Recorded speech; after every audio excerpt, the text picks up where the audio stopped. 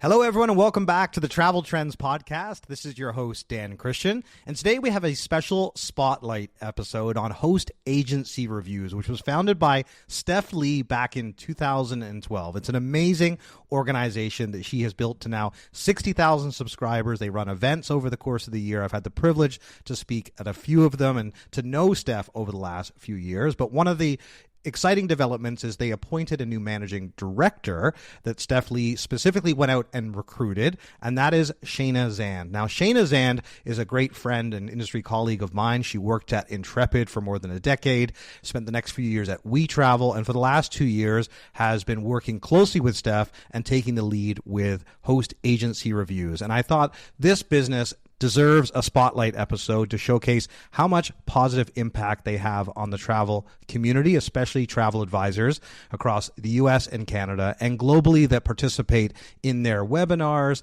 their conferences, and benefit from their newsletters. I'm a huge fan of host agency reviews and everything that they do. And so I thought, what better way to show that appreciation than to bring Shayna onto the podcast and do this special spotlight episode. So on that note, I'd like to welcome my good friend and industry colleague, Shayna Zand, to the podcast. Shayna, welcome to Travel Trends. Thanks so much for joining us. Thank you so much for having me. I'm so excited to be here.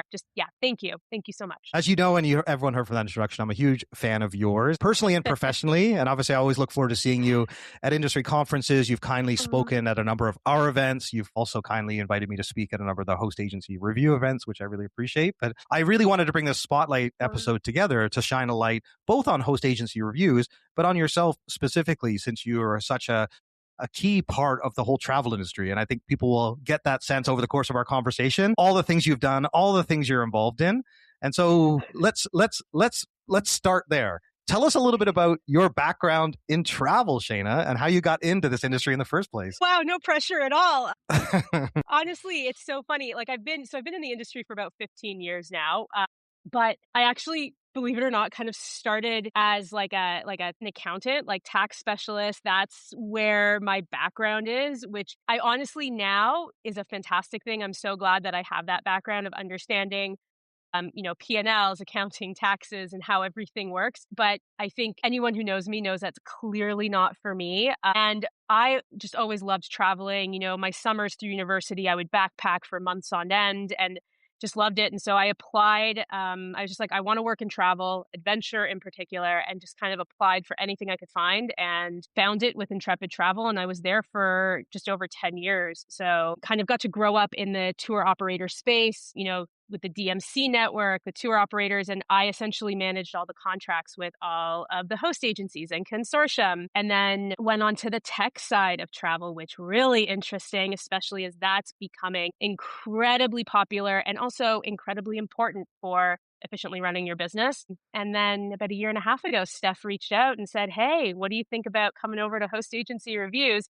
And that was the easiest yes I think I've ever said in my career. So it's very exciting to be back working with the hosts and the consortium that I did when I was working with Intrepid. So yeah, it's been a lot of fun. But yeah, that's kind of my background, accounting into adventure travel, obviously, right? Obvious transition.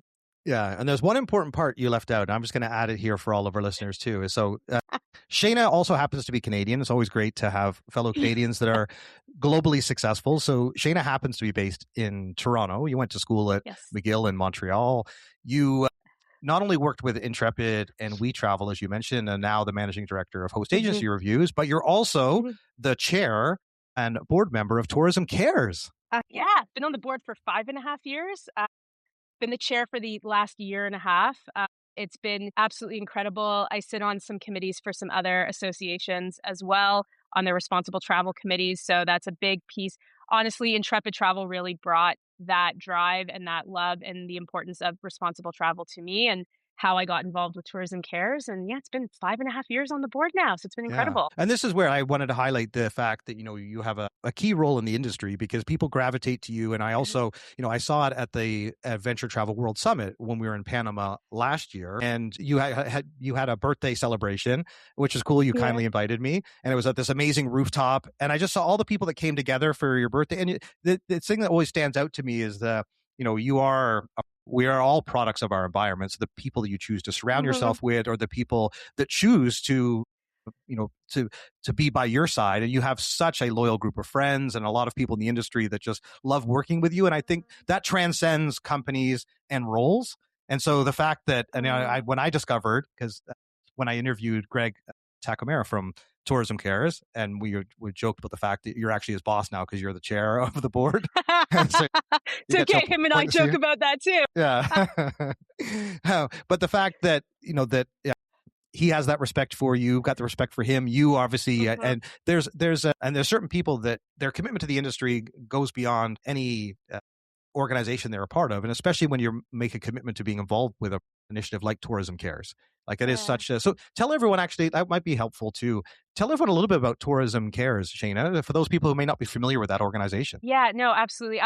Tourism Cares is near and dear to my heart. And actually, I mean, we have so many incredible suppliers that work with Tourism Cares. It was actually one of the things I loved when I came over to host agency reviews was that Steph was already a member. I didn't even have to talk to her about, okay, this is, something that I'm a part of. It's incredibly important to me.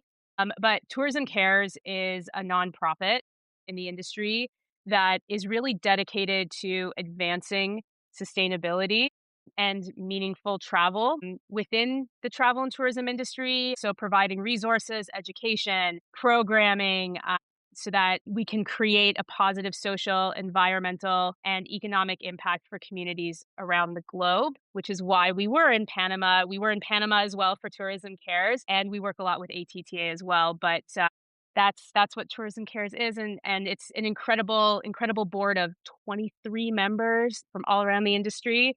And Greg is a fantastic leader, and the team is just, yeah, outstanding. But that's what we focus on and work with so many others in the industry to Yeah. continue that. Well, and this is so being involved in Tourism Cares, I know is like personally very important to you and obviously professionally very Mhm. rewarding, and to be a part of that Yeah. community, which then extends to a lot of people who work in the travel industry that have a genuine interest in giving back and have the right, Yeah. I would say, mission alignment with the travel industry and the focus on long-term sustainability and a lot of the things Mhm. that connect us around making sure that the local communities are benefiting from tourism. And so there's so much that goes along with that. And obviously, that we talk about sustainability throughout our Mhm. podcast. And I always ask every executive on it. But you certainly walk the walk in that regard. And your involvement there is, as you said, like it's been over 5 years and you've taken on a more active role. And that also shows to me, the fact that you're not only really engaged, but you're also clearly doing great work because your role has been elevated. And then the other thing I just wanted to highlight too for our listeners, I think most people know Intrepid now is nearly $1 billion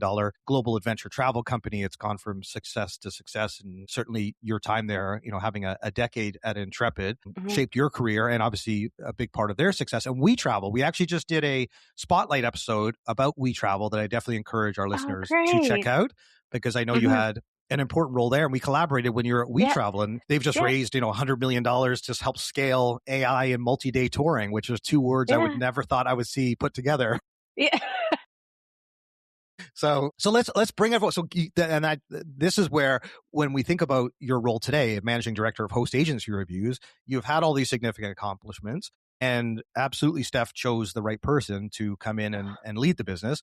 And we'll talk about Steph too, because obviously we both adore Steph. But tell everyone a Yeah. bit of Host Agency Reviews, because I think that brand is well known to people in the travel advisor and host agency community, but definitely probably not more broadly. When I mention Host Agency Reviews, I usually get what is that? Can you say that again? What is the, and I'm like, Host Agency Reviews? Oh, you don't know you've never been to a horror event. You don't know about so tell everybody, Shayna, what Host Agency Reviews actually is, and give everyone the background on the business, please. Yeah, absolutely. So for those of you who don't know Steph Lee, which I think most of you do know Steph Lee, she founded a host agency reviews about 12 years ago. Out of this idea of host agencies was becoming all the rage. And there are host agencies that have definitely been out there for longer than the 12 years.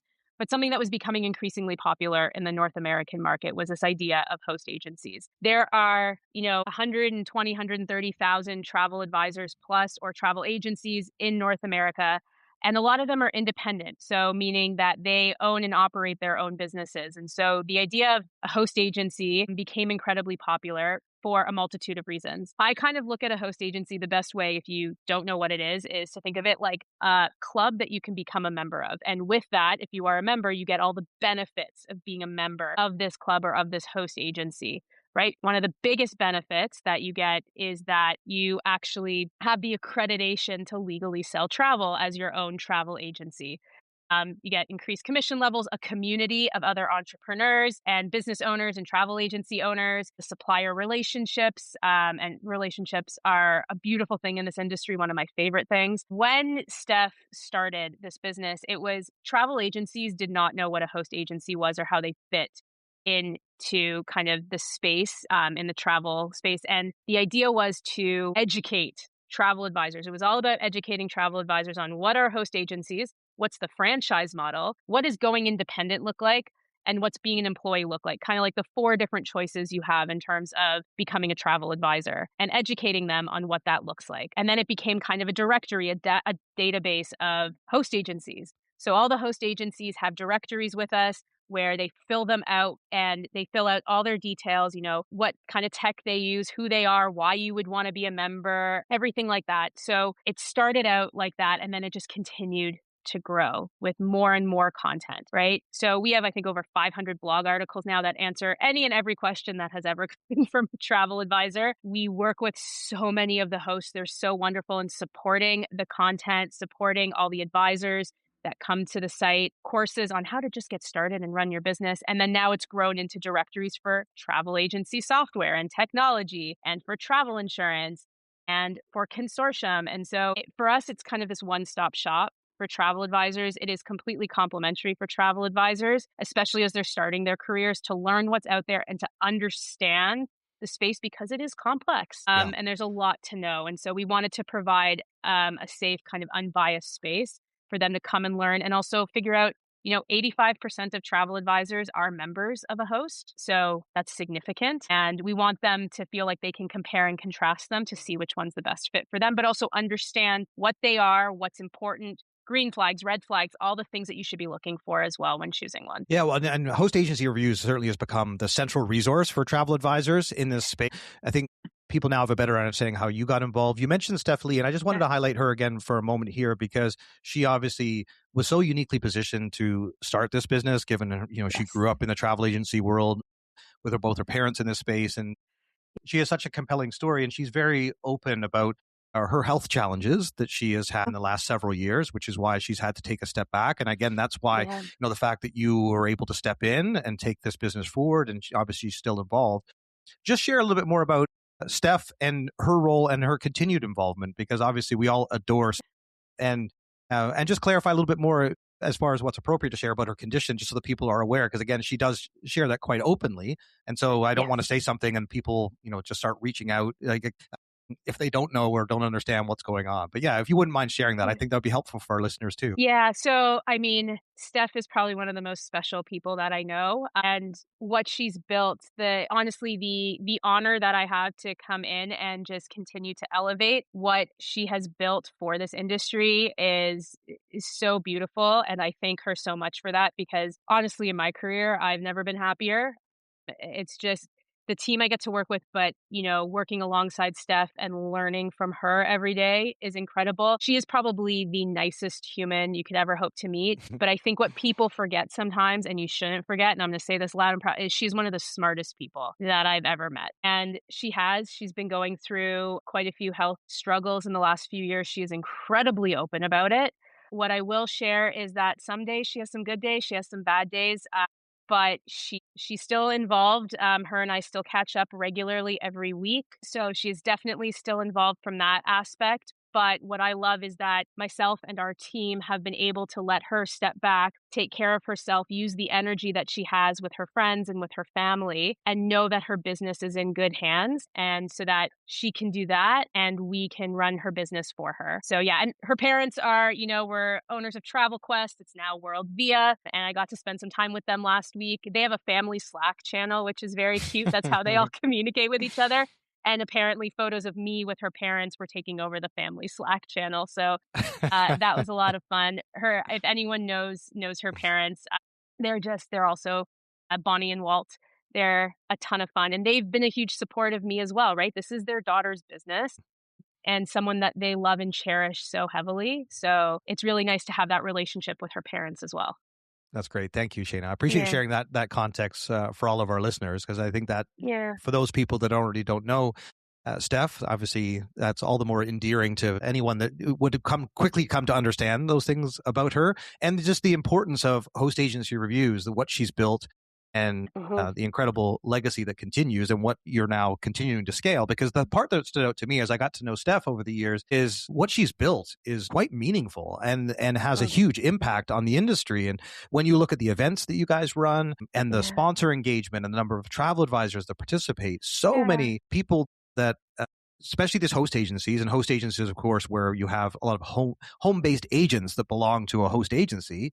Mhm. This is their world. This is their community. This is how they connect with each other. This is how they know who to partner with. And so, and I know when companies partner with host agency reviews, ourselves included, you see an outsized benefit and so Mm. much wonderful engagement throughout the travel advisor community. So these are all the things I'm keen to get into on our conversation today, because when we talk about the state of the travel advisors in Yeah. 2026 and beyond, host agencies, marketing, technology, some of the challenges in the industry, and what the future is. These are all Mhm. the things I'm keen to unpack with you. And the last thing, as we segue into that, is with your background being, having a solid understanding of the trade and the importance of the trade. Mhm. What drew you into this space specifically? Obviously, it seems like the stars aligned personally and professionally for you to take up this opportunity, but you seem to Mhm. genuinely have a passion around travel advisors and this side of the industry, Yeah. which you absolutely have to have.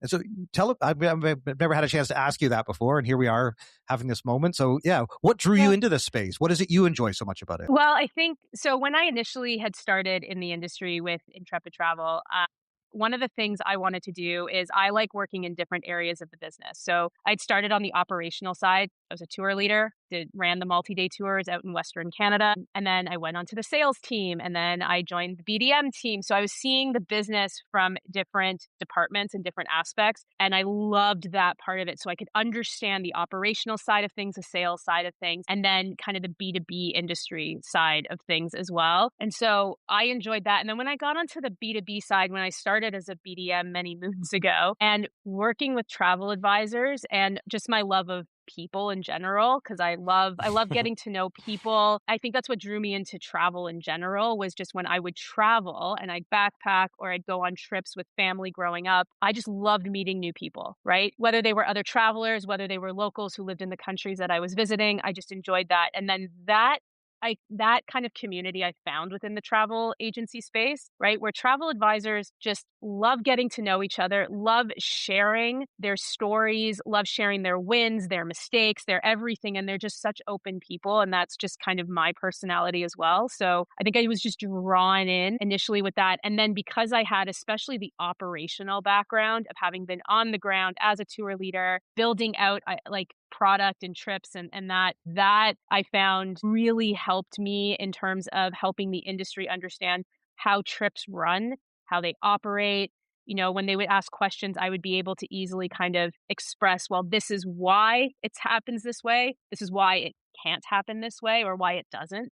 And so then it just kind of kept growing, and I kept growing within that kind of industry B2B space and just fell in love with it. And even at We Travel, worked a lot with travel advisors over there as well using the platform. And so this just felt like such a fun and natural progression. And I know things from the agency side, but I also understand things from the supplier side as well. So it can kind of bring it all together. Well, and as you know better than anybody, I mean, this space it's evolved considerably, but it is having Yeah. a renaissance. I mean, the travel advisors post pandemic have had a major Yeah. resurgence in travelers embracing working Hmm. with partners, and I have some views on that, and I'm sure we'll get into that as we go through the conversation. But why that's the case? Because I'll just say, people love people, and people trust people, and it's like that's Yes.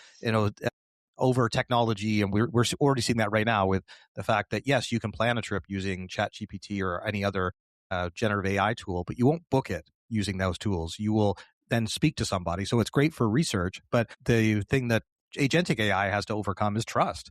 And that's what agents have. And that is so incredibly valuable. And so, you've seen this space, say it's evolved considerably. And as we segue into talking about the role of travel advisors today and get your perspective on the industry and how it's changing and where it's going, I want to make sure that everyone follows along with the nomenclature, because anytime I'm speaking about this space to someone that is not familiar with the trade or with travel advisors or what used to be known as travel agents, that's obviously one of the title has evolved. And I know Virtuoso and Matthew Upchurch has been a key part of that with elevating the roles of a travel agent to a travel advisor, that they're not an order taker. They're not just an agent that is just, they're actually advising, like a bank advisor, and so the elevation of this industry has actually been one of the things that's contributed to its renaissance. But when you think of a travel advisor, they may belong to a consortia, a host, an agency, and those are the terms that I want to break down. So I think most people know what a travel advisor is, but would you mind giving everyone a bit of an overview of consortias, host agencies, and essentially what enables a travel advisor to do what they do? So a travel advisor or travel agency is, someone who starts their own travel agency to sell travel to their clients. Like I said, 85% of travel advisors are members of a host agency in North America.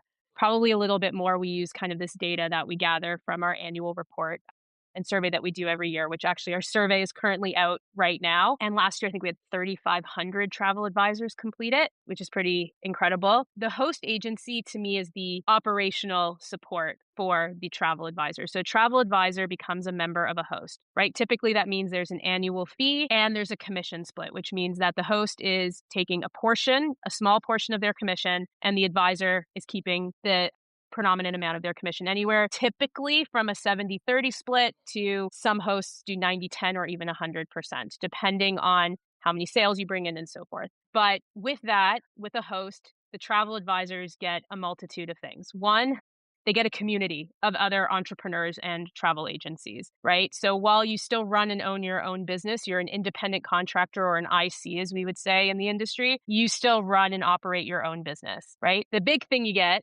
is you get the IATA credential. So essentially the legal ability to sell travel, and that IATA is the host agency's IATA that you operate under, right? So that's a big thing. You don't need to go out and get your own, right? You also get, because it's not just you as an independent travel advisor, you now have a community of anywhere from 50 other advisors to 5,000 plus other advisors, depending on the host that you work with. Every host is a little bit different in size and just also in what they specialize in. You also get their contracts with suppliers, right? So suppliers like tour operators, cruise lines, hotels, etc.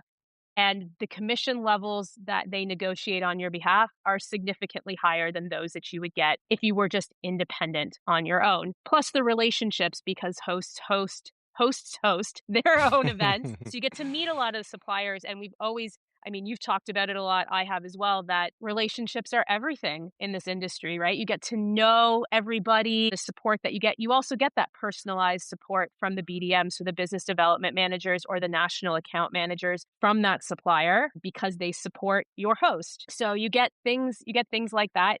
There's also operational support, marketing support. Some hosts have lead programs, so are sending leads your way. Speaking of Virtuoso, I know I interviewed this wonderful travel advisor not long ago on our Travel Agent Chatter podcast, who majority of her leads come from the review system that Virtuoso has. And that's where she gets a ton of her leads from. So hosts really support the day-to-day operational kind of life of the travel advisor. That's great. That's an excellent overview. Yeah. Yes. Yeah. No, that's terrific. I think that, and one thing I'll just quickly add to it that's come up in conversations as well is that difference between consortia and hosts, which obviously Shayna did a great job providing the overview. I'll just give a few exact examples from, on the consortia side, you've got Virtuoso, Signature, Travel Network, Travel Leaders, Ensemble. Virtuoso, the interesting, you can listen to the Matthew Upchurch episode, which has been one of our most downloaded ever. We did an episode with him live in person, and we actually did one with their team from an event in Calgary, and you'll get a great sense of the Virtuoso network, which is essentially, as they would describe, a country club, and it connects both the travel advisors and the suppliers. And their Virtuoso Travel Week in Las Vegas each year is called the Fashion Week of Travel, because essentially it's the runway where all these brands come together and showcase their offerings, and travel advisors get to pick and choose who they want to work with. But once they're part of that community, they get access to virtuoso rates and all the benefits that comes from being part of that consortia, that kind of country club. But the host agency is ultimately the core, like, of their existence, and in terms of what they're able to sell, how they're, and what technology they have access to. And the one I just wanted to call out there too, when we think about host agencies, is Fora. So you have host agencies like Avoya that we worked with for many years. You know Avoya very well. It was started by a family. It's now been bought by a private equity firm. But as this space continues to scale, Global Travel Collection, Gifted Travel Network, there are some exceptional host agencies out there. But Fora is a good example of the modern day travel advisor that are taking advantage of the fact that technology exists now to become a travel advisor with Fora and be able to sell trips, cruises to many of their friends and become an advisor. And so a lot of people have discovered this industry by virtue of Fora in particular. I know Turn is another. But I would just highlight too, we have an episode about Fora travel that I recorded with Jake that I would encourage for those of you who want to understand more about this space to have a look at that. But yeah, anything else, Shayna, you wanted to add about the landscape before we segue into the role of a travel advisor today? Sure. I think what we've seen a lot of is the hosts really leaning into the technology that's being developed, and AI tools that are being developed specifically for the travel advisor, not just, oh yeah, here's a CRM that anyone and everyone can use, but rather something that's focused on, you're building this specifically for travel agencies and advisors. So it's really incredible to kind of see that taking place. In terms of like the travel consortium, I mean, 99% of hosts are members of a consortium. So they are an incredibly important cog in this entire travel agency ecosystem, because pretty much every host is a member. And then travel consortium also have independent travel advisors, but they really help the hosts, the advisors, grow their businesses by giving them access to things as well that they may not get on their own. But there are, all the hosts are members of the consortium. So there's always, with the consortium, if you're looking at them, higher commission opportunities, marketing programs as well, additional training and educational programs, which is great. And then technology tools, granted, a lot of the hosts have really been leaning into their own. If everyone's kind of been seeing the trade media and some great announcements, TPI and vacation planners. So a host and a franchise leaning into working with Turn and Travify. Travel Leaders Network just announced their integrations with, I believe it was Turn, Travify, Planet, Easy, and I think Vacation CRM. So really embracing the technology and kind of seeing everybody play a part in that. And a lot of things too. I know Virtuoso does, exclusive perks or amenities for clients that all the host members get, to take advantage of. So it's a great, it's great relationships throughout, and all valuable pieces of that ecosystem. Yeah, and as you're running through those, for those people who work in the industry, they're saying, yep. And then other people are like, oh my God, their minds are being blown right now as they're trying to process all these different elements of how this industry works and how it's all stitched together. And so to kind of broaden out a little bit and kind of just give an overall state of the travel advisor industry, one of the things I'd love to have you share with all of our listeners is how people are entering the industry, where the growth is coming from, some of the misconceptions that people have about being a travel advisor. And you're already talking about some of the big shifts you're seeing. And I'll just add one thing, Shayna, for context too, for our listeners, having just been at these 3 Virtuoso conferences doing a keynote on AI, the number of people that came up to me afterwards that obviously they were keen to understand more about AI, but I was keen to understand who they are, their background. Most of the people that spoke to me were retired, and it was their second career. And so they're retired teachers, they're retired from even software companies. People come, I used to work for IBM, or like, and these are people in their 60s and 70s that have decided that they're going to make a late stage career transition. They always love travel. They love talking travel all day. And so this is, and that amazed me, just the number of people that fit that category, because they have a community of people that trust them with their travel recommendations, and they're absolutely loving this industry. There was one gentleman that was just in North Vancouver. He lives in North Vancouver. He'd come across the event, and he just turned 70, and he started 6 months before, and he had a 10-year plan for how he was going to grow his business. And if anything, it just like it gave me such great enthusiasm for our industry that actually, so there's the second career. And then also we're seeing younger people using, like millennials that are working with travel advisors, and many millennials coming into the industry and serving high net worth clients and doing luxury travel. Like you're seeing growth in so many different areas. So I'd love for you, Shayna, to walk us through how you see the state of the industry and what people are coming into the industry and where you're seeing the growth. Yeah, of course. So we're, like you said, still seeing incredibly strong interest in the industry and new advisors kind of coming into the industry daily, especially for people that are looking for more flexibility, enjoy entrepreneurship, or quite frankly, are just ready for a career pivot. And I think that that is happening more and more, especially kind of coming out of 2020 and kind of everything that we've experienced in the last 5 to 6 years. The host agency model for me has made the industry a lot more accessible because people can start their career with a whole aspect of support already in place. With the host agency model, it really helps you to feel like you've got that support from the beginning. And at the same time, I think we've kind of talked about this where travelers are really understanding the value of using an advisor and speaking to a person. I'm heading to Malta in a few weeks, and my flight from Munich to Malta got canceled, but Shayna, it's okay. We're going to get you to Munich. You're fine to get to Munich, but we're going to cancel your Munich to Malta. And I was like, well, great. Don't get me wrong, love Germany, but I want to get to Malta. And I called someone and spoke on the phone with them for 10 minutes versus trying to figure it all out online. And I mean, my advisor, to be honest, spoke, and I just felt so much more at ease, right? That it just got sorted and everything was, and that's, for me, what's so important. And I'm a millennial. So, if there's anyone that's going to be using technology and booking things directly, it would be me or a Gen Z.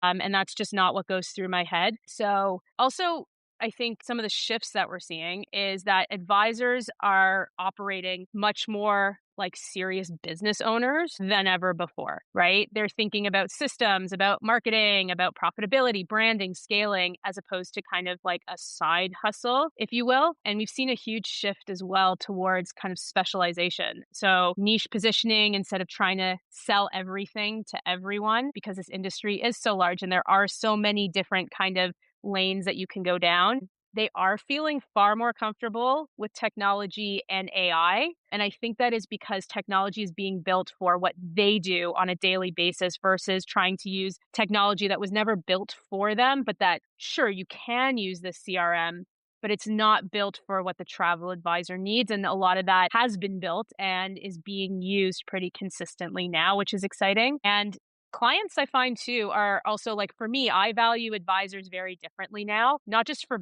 booking the travel that I'm going to do, but for expertise, their support, their problem solving.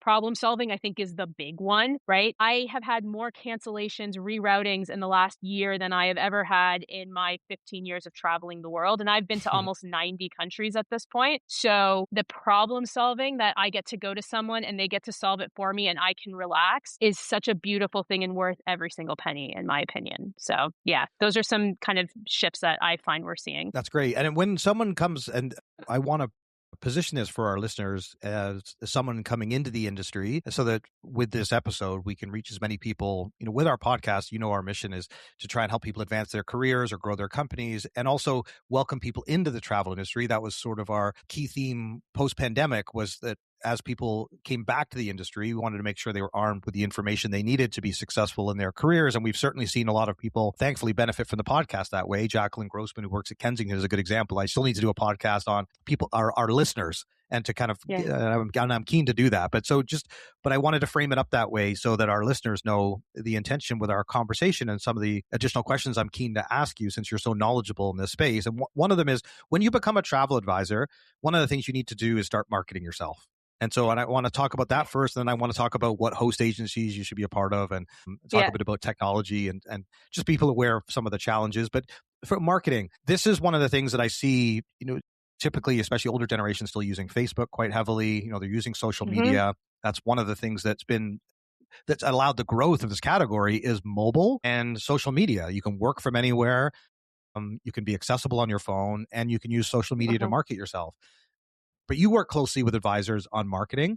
if someone's starting from scratch today, what should they focus on first? What do you think provides the biggest opportunity for them to market themselves as a travel advisor? Yeah. So here's my thing. And I think you have to start with clarity before visibility. I think who you need to figure out who you want to serve, what types of clients you're looking for, what you plan to sell, and how you want to build your business. I think sometimes, advisors go out there just to get out there and just to be loud on social without any kind of focus. So, a niche, and a lot of advisors go down that route of kind of choosing a niche or an area of focus, to me makes marketing infinitely easier for you as an advisor. So especially early on, but even if you're not starting out with a niche, there's always reasons why you got into the industry, whether it is that you love river cruising or adventure travel or whatever kind of niche or style. It doesn't mean that that's all you sell, but that's what you want people to be drawn into wanting to work with you based on that. So make sure for me that you have some clarity on that. Relationship building for me is still huge in this industry. So when we're talking about kind of partnerships, local networking, community involvement,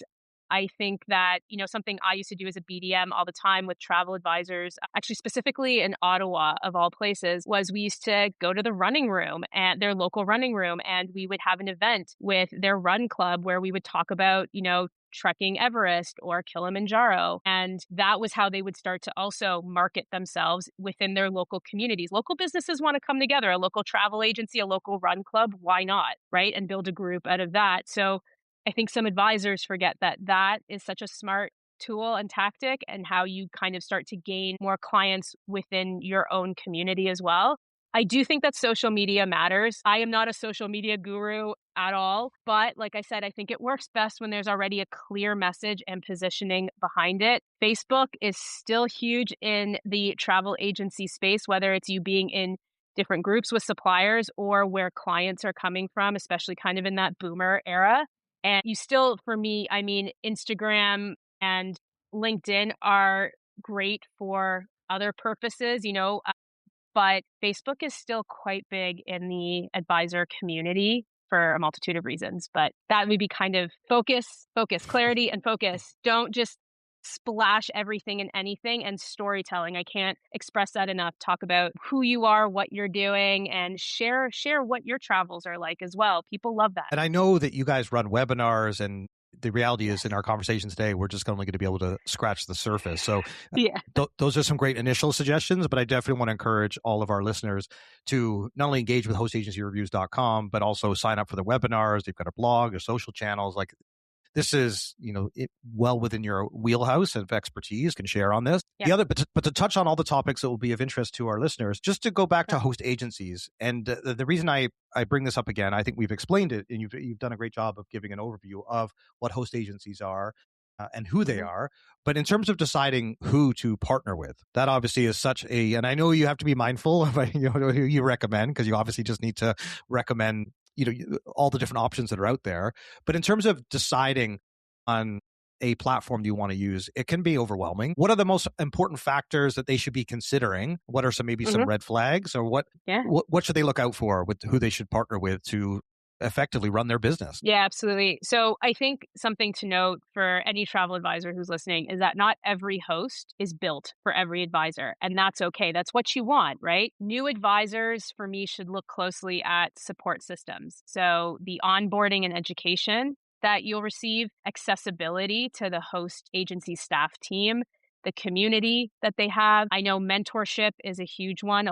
Some of the hosts are wonderful about pairing you or partnering you up with an advisor who's been around for 7 or 10 plus years to learn from them. I also say you should understand their business model clearly, what the fees are, commission splits, your contract with the host, the technology that they use, and what expectations they have of you and what expectations you have of them. Have these conversations right from the beginning. I also always tell advisors to think about where they want their business to go in 2 to 3 years, not just what you need today, as much as you can. Sometimes that is easier said than done. Red flags that I would look out for: lack of transparency for me is a big one.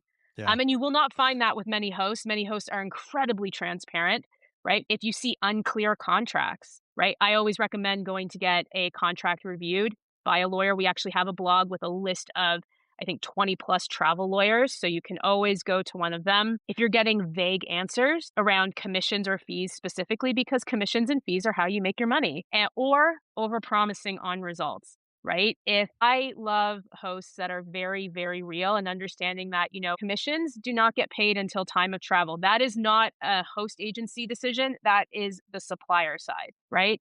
So you don't get paid at time of booking unless the client's traveling right away.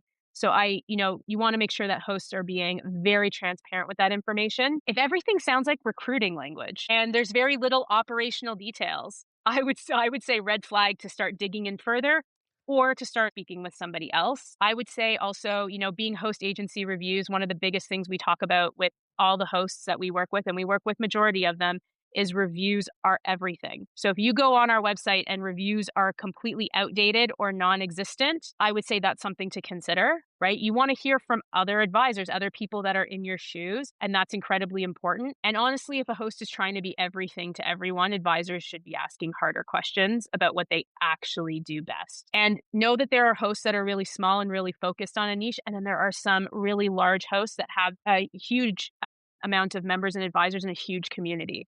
Right? What type of support do you need, right? Not every host is built for everyone. And I think that that's the main message that I want to get across for sure. Yeah, that's great. That's super valuable advice. And one of the things that obviously comes with a host agency is the technology that they offer you. And so I want to just talk about technology for a moment in general terms, because that's obviously something that people need to weigh up for themselves when they're looking at these different organizations. And it's certainly one of the advantages that companies like Fora has, because they're really a technology company that has entered this space that knows travel. And there's a lot of great travel companies that have become more technology companies. And there's lots of, as you mentioned, a list of technology companies that have created really powerful solutions to serve travel advisors. Most of the investment has gone to B2B. So it's literally the investment is there to create technology to better serve travel advisors. But then travel advisors are trying to figure out what platforms they should use.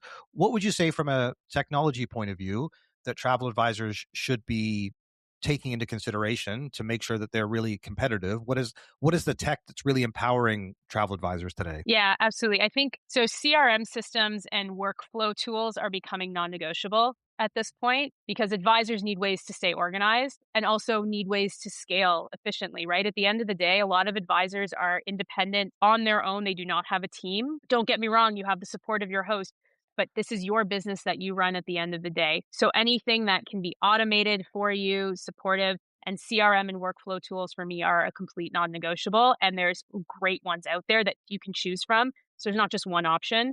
I think advisors are also paying more attention to marketing tools as well. So email platforms, social scheduling, forms, automations, and things like that. So those are things to kind of keep in mind. I always say, especially for those of you that are starting your own business, is that you do not need everything from day one. Take a look at what you absolutely need. I have a list. I use ClickUp is my project management tool. I have a backlog list of when things come to mind, ideas of different tools or something that I can do. And I put it on the backlog list and I look at it once a month and I see that, okay, is this time to bring this forward? So you don't need everything all at once. And I think that is important to know. AI tools, I know you brought this up, are becoming a part of everyday workflows, especially for brainstorming, content support, research, admin tasks. Do not be scared of AI. Right? They are here. It is here to help support you as an advisor. It is not a replacement of you, right? So it really can help me. It can help you save time on repetitive tasks, like any content that you're drafting, itineraries that you're prepping. I mean, you'll notice a lot of the tech tools that you're using have AI integrated and built in. So you still bring the emotional intelligence, the relationship management, the personalization, right? Let AI take on the other side of things for you is the way that I like to think about it. But technology for me has lowered those barriers and really made it easier for advisors to run more sophisticated businesses without huge teams, especially at the beginning when income is slower to come in because your income is based off of bookings and commissions and all of that. So I think that right now the advantage now goes to advisors who combine strong relationships and expertise with smart systems and efficient workflows. And that can all be achieved with what's out there today. Yeah, that's great. And so and there's so much more to cover on this topic. One of the things that Shane is very involved in our travel trends community. She's been very active in our AI summits last year. She'll be back as a speaker again this year. So we'll definitely dive further into this with her in those conversations. Yeah. But also, as I already alluded to, there's lots of other resources that they have available on this. Yes. And so one other thing I wanted to make sure we do cover in our conversation today is some of the challenges that people should be aware of entering into this space. And then also I want to kind of finish with talking about the future. And the reason that I want to cover some of the challenges is that the reality is that, yes, this sector is growing. There's lots of great opportunity, and you can see some amazing examples of people that have moved into this space. And I'll give an excellent example of Ellie Wagner, who runs Wagner Bespoke Travel based in Los Angeles, in Santa Monica. I met her at the Forbes Travel Guide. She was on an episode of our show, and she's gone from doing like $1 million a month to $2 million a month, and those are numbers that Matthew Upchurch has shared on our podcast. And that she's like, oh yeah, my business is growing, but like it's staggering how. And she's a former lawyer, a corporate lawyer that loved travel, decided to transition. She's a mom with 2 young kids, and she's now, I think she has a team of 6. And like, so there's these really inspiring success stories like Ellie. But the one thing about our industry, and I say this as someone that was raised by a single mom, there's a reason why it's a female dominated profession. And the same with many real estate professions as well, is because of the way the cash flow works in this business is that, when, you need a salary and you get commissions, a lot of these models are based on getting more substantial commissions, which can be very lucrative, but you need someone to travel and then before you actually get your commissions. So it can be lean up front, which is why I also mentioned that some of the people in this industry are retired. And my aunt is a retired teacher, and she works in Expedia Cruise Center. She absolutely loves it, but she's in a strong enough financial position. So you either have people that are entering later that are able to, not rely on a monthly salary, or you have people that have started this industry earlier that have a salary position and then have and actually make great salaries with a combination of their income plus the commissions that they make. And so I just wanted to highlight that as one of the challenges of getting into this space, depending on your financial position and how the runway you need before you can start earning a more substantial income. So that's one thing I would just call out from the onset. But Shayna, anything you'd add to that specifically, but also what other challenges should advisors be aware of that are not talked about enough when people get excited about getting into this space? Yeah, absolutely. I mean, I love this space, but I think it's always important to understand where those challenges lie. I think burnout and sustainability are bigger issues than people realize.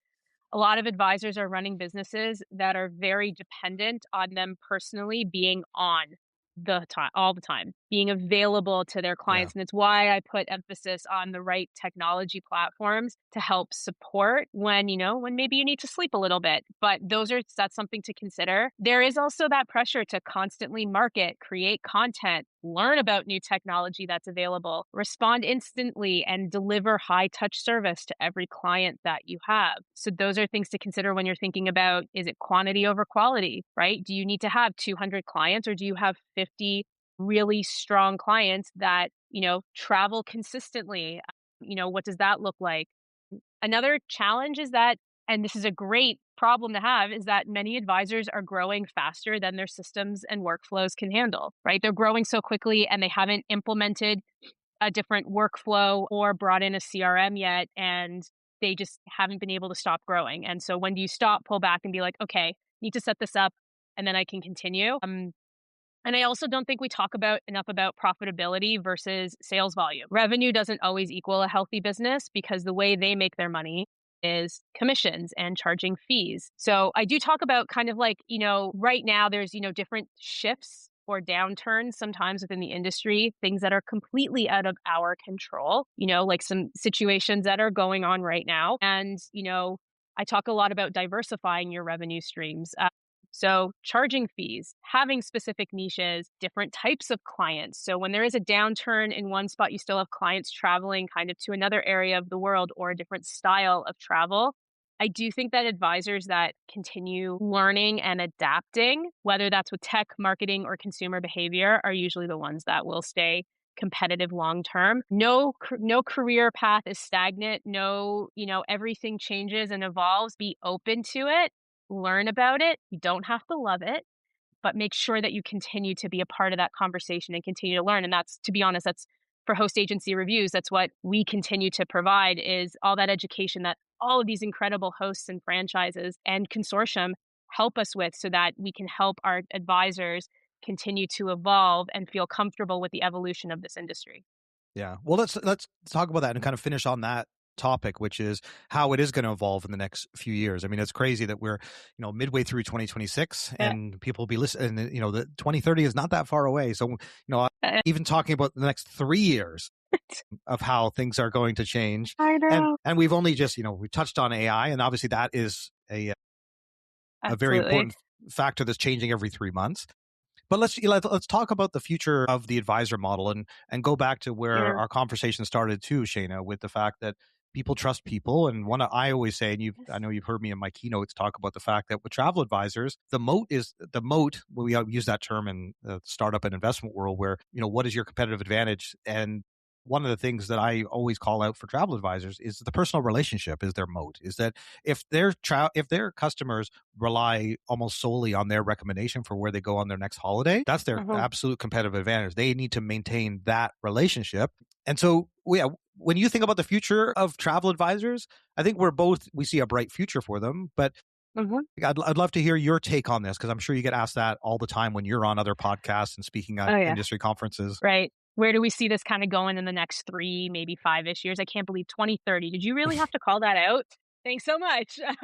Weren't we supposed to have flying cars like 10 years ago? And, we have robots cleaning our houses. Like, yeah, exactly.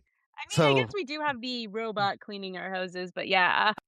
Cleaning is like my happy place. I don't want to give that up to a robot.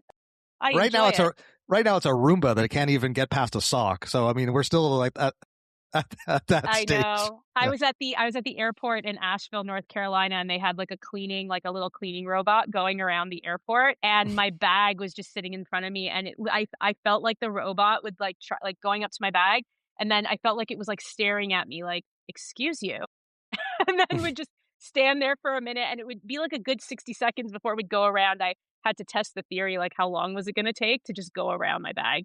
And then I nicely moved my bag out of the way. But anyways, I digress. So so for the travel advisors, I think that we will continue to see the gap between, I think we had a lot of part-time and more hobbyists versus those that made this their, entire full-time job and highly successful advisors. And I think that will become a lot more visible. I think they will continue to position themselves as experts and business owners, hence the word advisor and why we no longer call them booking agents.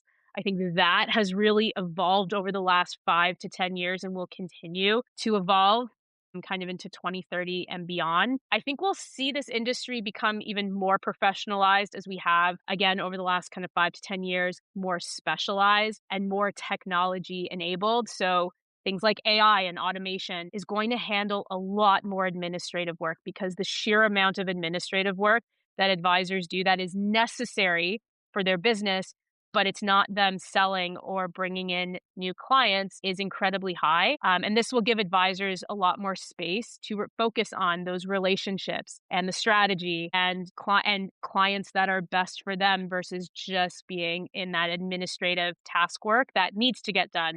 But a lot more of that will get automated. So those are some things that I see kind of coming up in the next few years. All right, Shayna, now I have 2 last questions for you. One that I'm really keen to ask you, since you've got so much great knowledge and advice for those listening to this that want to advance their career, especially in the trade side of this business. So from this conversation today, what would be one tip you'd like to leave with our listeners? So for any travel advisor listening, one piece of advice that I wish you all knew before starting was, I really want you to know to treat it like a business from the beginning, that it's not just a passion project. Don't get me wrong. I am very passionate about this industry, but building trust, referrals, consistent income, it takes time. So patience and consistency really matters. And honestly, I think I've mentioned this already, Dan, is focus less on trying to do everything and more on building strong relationships and a reputation that people remember. So that would be my advice to you. All right. And now the final question, Shayna, I want to make sure that everyone listening to this can connect with you and follow up for more information about host agency reviews. what would be the best way for our listeners to connect with you and to follow up after this episode? In terms of how to get in touch with us, please feel free to reach out. We love hearing from advisors from others in the industry. We work with the entire industry. You can visit us at hostagencyreviews.com. You can email us at hello@hostagencyreviews.com. And please go play around on the website, check out, our podcasts, our content. If you're looking for a host agency, if you're looking to understand more of the travel technology software, we do have our big event coming up in a few weeks called HAR Wired, because we're cute like that. So our Travel Agency Technology Week. So many of the hosts are joining us to speak and give their insights into what not only their host is doing, but also just general insights for the advisor industry in general. We've got 15 back-to-back demos. We've got a launch pad, which is new this year, which are brand new technology coming into the space, so that you can see them, what some tour operators are doing for you in the back end in the technology space. So come and check that out. But everything is at hostagencyreviews.com, and we would love to hear from you. Thank you so much, Dan, for having me. This has just been an absolute pleasure. And yeah, thanks again. That's fantastic. Thanks so much, Shayna, for joining us for this special spotlight episode of Travel Trends. I hope everyone's enjoyed today's episode featuring Shayna Zand, the Managing Director of Host Agency Reviews. Thank you to you, Shayna, and to Steph Lee for our continued collaborations. I really enjoy being a part of your recent conference, and I want to make sure that everyone signs up for future conferences. So make sure you check out hostagencyreviews.com, follow them on LinkedIn and their social channels, and make sure that you register for their conferences. And don't forget, Shayna will actually be joining us for our summit this October. So make sure you are registered while we have free subscriptions. Thanks again to all of our sponsors for that. And if you're interested in more Spotlight episodes, make sure you check out traveltrendspodcast.com/spotlights. And make sure you're subscribed, of course, on the streaming platform of your choice. And we do post clips and highlights on all our social channels, which you can find on LinkedIn, Instagram, YouTube at Travel Trends Podcast. Thanks again for joining us. And until next week, safe travels.